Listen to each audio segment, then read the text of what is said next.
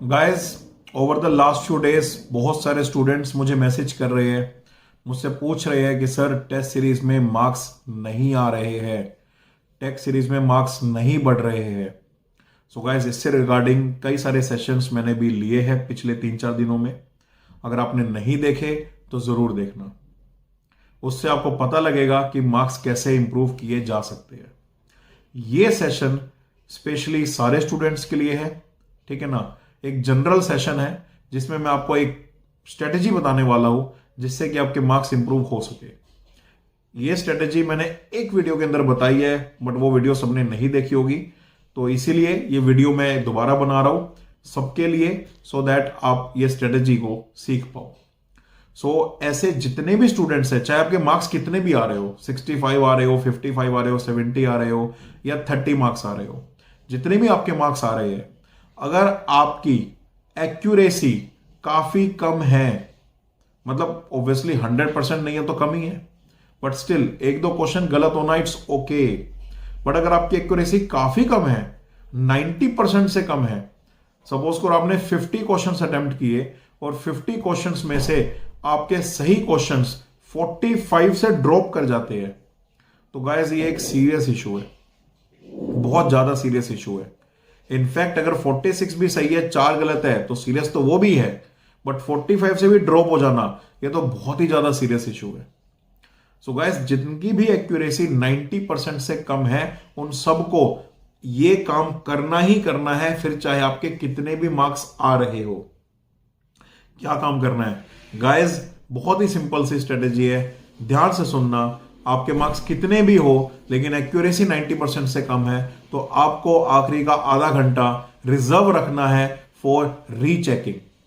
I know it's a tough ask, मैं बहुत ही tough चीज करने को बोल रहा हूं आपसे, बट गाइस और कोई चारा नहीं है।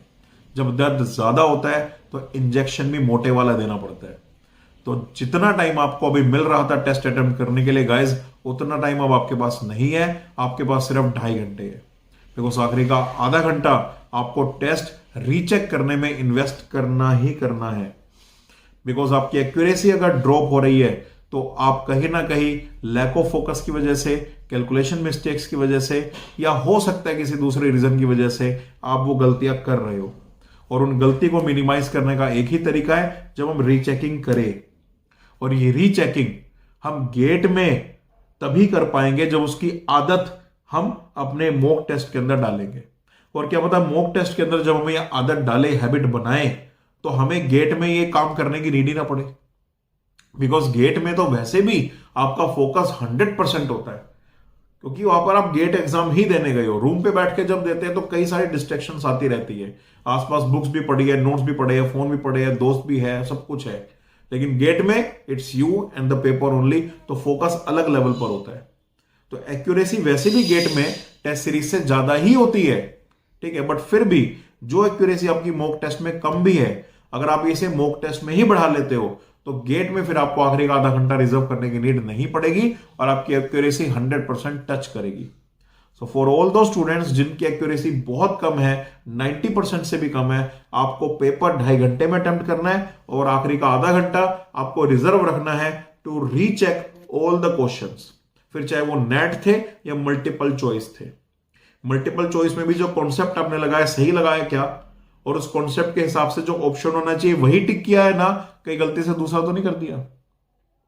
कॉन्सेप्ट के हिसाब से सोचा था कि लिक्विड सेट कंट्रोल करेगी और टिक करते टाइम गैस सेट तो नहीं कंट्रोल कर रही, जस्ट चेक आउट। तो कुछ भी हो सकता है यार, हम सोचते कुछ है, कई बार करते कुछ है, ऐसा बहुत बार टेस्ट सीरीज के अंदर होता है। तो आखिरी का आधा घंटा आप रिजर्व रखो रीचेक करने के लिए, रीचेकिंग करो मेरी कहां कहां गलती है। और अगर आप कुछ गलतियां कम कर पाए और एक्यूरेसी 90 से ऊपर आ पाई, फिर 95 से ऊपर आ पाई, 100 को टच कर गई, तो हमारा एम फुलफिल हो जाएगा। तो गाइस, जितने भी अब पेपर आप दोगे, ध्यान देना, आधा घंटा लास्ट का रिजर्व रखो, रीचेकिंग करो, मिस्टेक्स को कम करो। बिकॉज 1-2 मार्क्स का क्वेश्चन जब गलत होता है ना, हमें लगता है कि -0.66 आ रहे हैं। गाइस, -0.66 नहीं आ रहे, -2.66 आ रहे हैं। बिकॉज जब एक 2 मार्क्स का क्वेश्चन गलत होता है तो जो 2 नंबर आपके आ सकते थे पोटेंशियली, वो भी तो नहीं आए ना। और आपने अटेम्प्ट किया, इसका मतलब 2 नंबर आ सकते थे। अटेम्प्ट तो उसी को करते हैं ना, उसी क्वेश्चन को जो क्वेश्चन हमें आता होता है।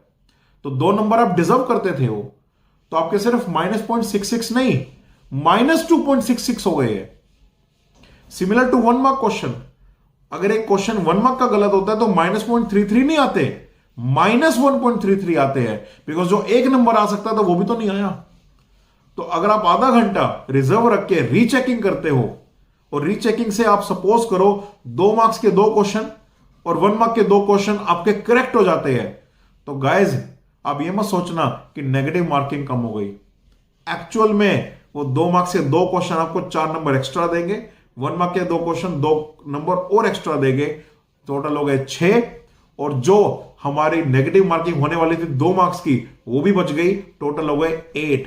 तो 8 मार्क्स का बेनिफिट हो जाएगा। और गाइस 8 मार्क्स का बेनिफिट ना, अगर आखिरी का आधा घंटा आप क्वेश्चन अटेम्प्ट करते तो भी नहीं ला सकते थे, बिकॉज आखिरी के आधे घंटे तक वैसे भी क्वेश्चन बचते नहीं अटेम्प्ट करने वाले। जो अटेम्प्ट करने लायक क्वेश्चन होते हैं वो पहले 2.5 घंटे में अटेम्प्ट हो जाते हैं। आखिरी के आधा घंटे में तो माथापच्ची वाले क्वेश्चंस होते हैं, और उन पे टाइम लगाने से अच्छा है अपनी कैलकुलेशंस को रीचेक कर लो, क्योंकि वहां पे अगर आप 3-4 क्वेश्चन भी सही करवा पाए ना, तो आपका रैंक शायद अभी जो 200-300, 400-500, 800-900, 50-60, 15-20 आ रहा है, वो डेफिनेटली अप करेगा, डेफिनेटली इंप्रूव करेगा। टॉप 200 वाले टॉप 100 में आ जाएंगे, टॉप 100 वाले टॉप 50 में आ जाएंगे, टॉप 50 वाले टॉप 30 में आ जाएंगे, टॉप 1000 वाले टॉप 500 में, टॉप 500 वाले टॉप 200 में। और यही जंप हमें चाहिए। तो एक्यूरेसी को इंप्रूव करो, और इंप्रूव करने के लिए आखिरी का आधा घंटा रिजर्व रखो, रीचेक करो। मेन पेपर 2.5 घंटे में अटेम्प्ट हो ही जाता है, आखिरी आधे घंटे में माथापच्ची करने से अच्छा है कि आप उन क्वेश्चंस को अटेम्प्ट करो जो क्वेश्चंस आप ऑलरेडी कर चुके हो। बट अगर आपकी एक्यूरेसी ऑलरेडी 90% से ज्यादा है और आपकी ज्यादा मिस्टेक्स नहीं होती है, तो आपको ये चीज करने की नीड नहीं है। आप जैसा कर रहे थे वैसा करते रहो, और आखिरी के आधे घंटे में उन क्वेश्चंस को अटेम्प्ट करो जो क्वेश्चंस कर सकते हो बट टाइम चाहिए। तो उसमें अगर आप 2 क्वेश्चन भी सही कर पाए, so that will benefit you a lot. Hello guys, to improve your rank, अपना रैंक इंप्रूव करने के लिए आपको कहीं ना कहीं एक्सपर्ट गाइडेंस की, क्वालिटी कंटेंट की बहुत ज्यादा जरूरत है। आई नो आप में से कई सारे स्टूडेंट्स हैं जिन्होंने शायद अनअकैडमी प्लस पर मुझसे नहीं पढ़ा है। And guys, there is a huge difference मुझसे पढ़ने में, बाकी फैकल्टी से पढ़ने में, there is a huge difference. और ये आप उन बच्चों से पूछ सकते हो जो अनअकैडमी प्लस पे मेरे स्टूडेंट्स हैं, या उन्होंने जो नोट्स बनाए होंगे उन नोट्स की हेल्प से भी आप देख सकते हो कि कितना डिफरेंस आ जाता है कि जब आप एक क्वालिटी एजुकेटर से पढ़ते हो। तो experience matters, and I am the most experience faculty in the GATE chemical engineering. और अगर आप अपना सिलेबस कर भी चुके हो तो भी जो गाइस मेरी रैंक इंप्रूवमेंट सीरीज है मैथमेटिक्स की, हीट ट्रांसफर की और मास ट्रांसफर की, वो एक गेम चेंजर होने वाली है। बिकॉज जो कंटेंट मैंने वहां दिया है गाइस, वो कंटेंट बिल्कुल ही अलग प्लेनेट का कंटेंट है। जब आप उसे पढ़ोगे तो आपको और ज्यादा डीप डाइव इन करने का मौका मिलेगा डिफरेंट सब्जेक्ट्स के अंदर। After taking the subscription late me no, एक बार मैं आपसे बात करूंगा और देखूंगा कि किस तरह से आप इस सब्सक्रिप्शन का मैक्सिमम बेनिफिट उठा सकते हो, और क्या ऐसे कोर्स है जो आपको करने चाहिए जिससे कि आप अपने रैंक को गेट 2024 में इंप्रूव कर सको। So let me know after taking the subscription.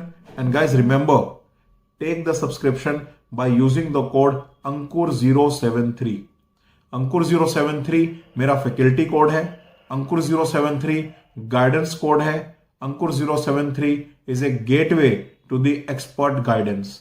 तो अंकुर073 कोड अप्लाई करने के बाद जब आप सब्सक्रिप्शन लेते हो, लेट मी नो, मैं आपको बताऊंगा कि किस तरह से सब्सक्रिप्शन का मैक्सिमम बेनिफिट ले सकते हो, जिससे कि गेट एग्जाम जो कि 4 Feb को होने वाला है उसमें आप मैक्सिमम मार्क्स स्कोर कर सको।